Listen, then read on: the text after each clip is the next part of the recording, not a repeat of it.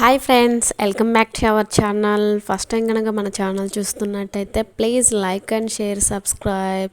So నా స్టైల్లో అండి చిక్కుడుకాయ కర్రీ చేస్తున్న ప్రాసెస్లోకి వెళ్ళిపోదాం.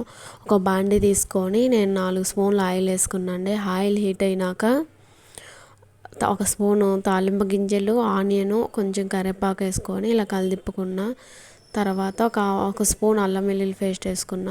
అలా కలిదిప్పుకున్నాక టమాటాలు వేసుకోవడం అండి. నేనైతే 5 టమాటాలు తీసుకొని చిన్న పీసెస్గా కట్ చేసుకొని ఇలా వేసుకొని కలిపుకొని క్యాప్ పెట్టుకోవాలి. మళ్ళీ చిక్కుడుకాయలు వేసుకోవాలి.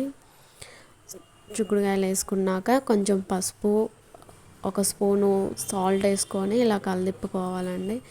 బాగా కలిదిప్పినాక క్యాప్ పెట్టుకోవాలి. మధ్య మధ్యలో ఇలా మనం కలిదిప్పుతూ ఉండాలి. ఫైనల్గా మనది అనేది చిక్కుడుకాయలు అనేది మగ్గినాయి. కారం వేసుకోవాలండి. నేనైతే 2 స్పూన్లు కారం వేసుకున్నా. ఒక స్పూన్ గరం మసాలా వేసుకొని బాగా కలిదిప్పుకున్నా. క్యాప్ పెట్టుకోవాలి. మనకు చిక్కుడుకాయ కర్రీ అనేది గ్రేవీ కాబట్టి కొన్ని వాటర్ పోసుకోవాలి. తగినన్ని వాటర్ పోసుకొని ఇలా కలుపుకొని క్యాప్ పెట్టుకోవాలి. మనకు కర్రీ అయినది తెలియాలంటే ఆయిల్ అనేది పైకి వస్తుంది.